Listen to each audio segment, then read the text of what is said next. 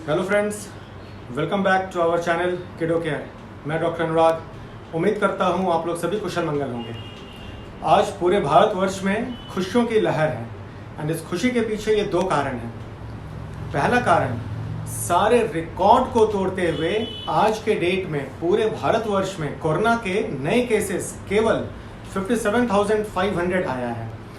आज का सबसे लोएस्ट केस है ये एंड एक्सपर्ट का ये मानना है इसी तरीके से अगर ग्राफ नीचे की ओर जाता रहा तो कुछ ही दिनों में हमारा पूरा भारतवर्ष कोरोना मुक्त होगा, अगर ये थर्ड वेव डेल्टा प्लस नहीं आता है तो। एंड दूसरी खुशी की बात ये है, जहां तक भारत में 3 वैक्सीन को अप्रूवल मिला था, कोविशील्ड, कोवैक्सिन एंड स्पुतनिक 5, वहीं आज डीसीजीआई ने चौथे वैक्सीन को भी अप्रूव कर दिया है, जो mRNA वैक्सीन है, Moderna vaccine, US based vaccine है ये। इंडिया में महाराष्ट्र बेस्ड सिप्ला कंपनी को इसका कॉन्ट्रैक्ट मिला है। तो जिस तरीके से आपने देखा स्पुतनिक 5 को लाइसेंस मिलने में एंड इंडिया में जनरल पब्लिक के लिए लॉन्च होने में करीब 2 महीने का समय लगा था, माना जा रहा है मॉडर्ना को भी ऑलमोस्ट 1.5 से 2 महीने लग जाएगा। अभी तो जस्ट लाइसेंस मिला ही है, कुछ दिनों बाद ये जनरल पब्लिक के लिए आ जाएगा। फिलहाल इंडिया में इसे इमरजेंसी पर्पसेस के लिए यूज में लाया जाएगा। तो आइए आज चलते हैं, देखते हैं मॉडर्ना वैक्सीन के बारे में। आज डिटेल में आपको बताऊंगा, सारी जानकारी आपको दूंगा, जैसे कि किनको लगाया जाएगा, किस एज ग्रुप में लगेगा, कितने डोज में लगेगा, कितने दिनों के बाद लगेगा, क्या एफिकेसी है इस वैक्सीन की, क्या कुछ साइड इफेक्ट्स होता है इस वैक्सीन में, ऐसे कौन से लोग हैं जो इस वैक्सीन का लाभ नहीं उठा पाएंगे।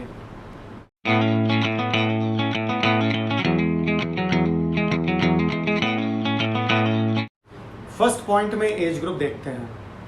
हर वो लोग जो 18 इयर्स के ऊपर हैं वो लाइकली कैंडिडेट होंगे इस वैक्सीन के लिए। 18 इयर्स के नीचे वाले लोगों के लिए ये वैक्सीन अप्रूव्ड नहीं है। इसके 2 डोज के बीच में 4 हफ्ते का गैप दिया जाएगा। कम से कम 28 डेज रिक्वायर्ड है हमारे सेकेंड डोज के बीच में। फर्स्ट डोज आपके इम्यून सिस्टम को प्राइम करता है। प्राइमिंग में ऑलमोस्ट 14 डेज लग जाता है, 2 हफ्ते में इम्यून सिस्टम प्राइम्ड हो जाता है। सेकेंड डोज जब आप 4 वीक्स के बाद लगाते हो तो आपके इम्यून सिस्टम बूस्ट हो जाता है। बूस्ट होने का मतलब है कुछ मेमोरी सेल्स में कन्वर्ट हो जाते हैं, B cells, plus cell mediated immunity भी आपका एक्टिवेट हो जाता है। जहां तक एफिकेसी का सवाल है, WHO ने 94% एफिकेसी शो किया है इस वैक्सीन के लिए।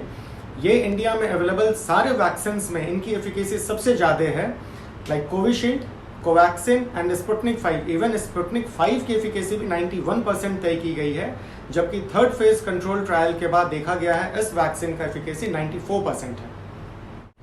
जैसा कि आप सभी को पता है एंड मैंने अपने पुराने वीडियोस में भी आपको बताया था कि कितने कितने टाइप्स के वैक्सीन होते हैं, तो आज मैं आपको फिर से ब्रीफ कर दे रहा हूँ। 3 टाइप ऑफ वैक्सीन होते हैं। पहला whole pathogen, second subunit and third is genetic. तो ये वैक्सीन जेनेटिक के एग्जाम्पल में आता है। कुल मिलाकर वर्ल्ड वाइड 2 ही वैक्सीन हैं जो मैसेंजर RNA टेक्निक पे काम करता है, फाइजर एंड मॉडर्ना। इसमें क्या किया जाता है, mRNA को कुछ इस तरीके से बंडल कर ह्यूमन बॉडी में छोड़ा जाता है ताकि वो आपके नॉर्मल सेल्स को सिग्नल दे सके एंड स्पाइक प्रोटीन का जनरेशन हो सके।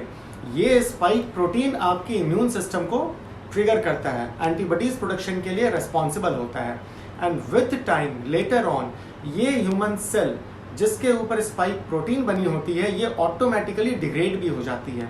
तो सबसे अच्छी बात है इस वैक्सीन के साथ, ये कभी भी नॉर्मल कोविड डिजीज प्रोड्यूस नहीं करता है। अब देखते हैं साइड इफेक्ट्स। जहां तक साइड इफेक्ट्स का सवाल है, बहुत ही मिनिमल साइड इफेक्ट्स होते हैं इस वैक्सीन के। बहुत ही कम साइड इफेक्ट रिपोर्ट किए गए हैं। थोड़ी फीवर आ सकती है, 2 दिनों तक mild to moderate grade fever होगा, हेडेक हो सकता है, सुस्ती सी छा सकती है। जहां पर आपने इंजेक्शन लगवाया है वहां पे थोड़ा पेन हो सकता है, आर्म को 1 से 2 दिन उठाने में थोड़ी सी मुश्किल हो सकती है, बट धीरे धीरे ऑटोमेटिकली सारी चीज़ें सबसाइड हो जाती हैं। कुछ केसेस में रिपोर्टेड है जहां पे फीवर हाई ग्रेड हो सकता है। कुछ केसेस में रिपोर्टेड है जहां पे बॉडी में नंबनेस सी आ सकती है, टिंगलिंग सेंसेशन हो जाता है, खासकर पाम्स में एंड सोल्स में। एंड कुछ एक आध माइनर केसेस में रिपोर्ट हुआ है हर्पीस होते हुए। तो ये कुछ खास साइड इफेक्ट्स हैं, major side effects majority of people में नहीं देखे गए हैं। तो कुल मिलाकर ये वैक्सीन बहुत ही सेफ है।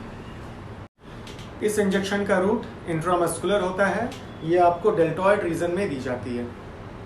एंड जहाँ तक सेफ्टी का सवाल है, ये वैक्सीन प्रेगनेंसी में भी एंड लैक्टेटिंग मदर्स में भी दोनों जगह सेफ है। तो अगर आपके मन में थोड़ी भी दुविधा है, अगर आपने कंसीव किया हुआ है या आप अपने नवजात शिशु को ब्रेस्ट फीडिंग करवा रही हैं, तो थोड़े भी ना घबराएं, जाकर ये इंजेक्शन लगवा लें।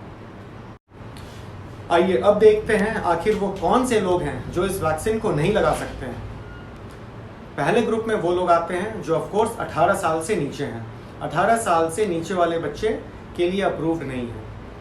दूसरे ग्रुप में वो लोग आते हैं जिन्होंने अपना पहला वैक्सीन किसी दूसरी कंपनी का लगवा रखा है, लाइक कोविशील्ड, कोवैक्सिन या स्पुतनिक 5। वो सेकेंड डोज को इससे रिप्लेस नहीं कर सकते हैं क्योंकि मिक्स एंड मैच का कॉन्सेप्ट फिलहाल इंडिया में लागू नहीं की गई है।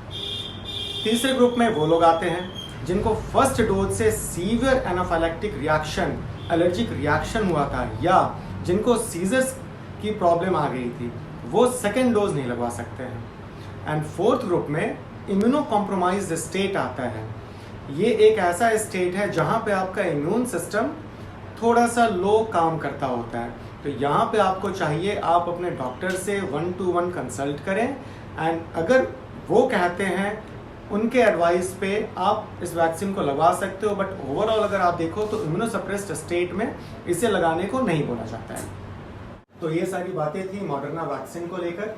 उम्मीद करता हूँ आज के इस वीडियो के बाद आपको थोड़ा भी मन में कंफ्यूजन, कोई सवाल नहीं होगा इस वैक्सीन को लेकर।